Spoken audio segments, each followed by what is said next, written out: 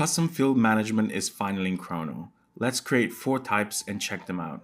As a manager, you can now go over to Settings and select Fields Management and find Custom Fields for contact, companies, and deals. Let's get creative. So the first type of field I'm going to create today is a tag for deals. So let's click on Add Field. I'm going to call it Deal Health. For type, I'm choosing Single Select and use it as a tag. I'm adding hot, warm, and cold as values.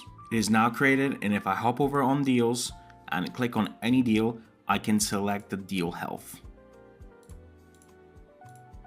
The second type of field I'm showing to you today is called AI fields. Let's create a company field and select AI fields from the type. It will now generate content based on the prompt we choose. Let's pick a prompt from the library. I want to go with competitors. I can now use AI to find out who the competitors are for every company in my database. Pretty cool. The third type of field we're going to look at today are fields that are linked with the CRM.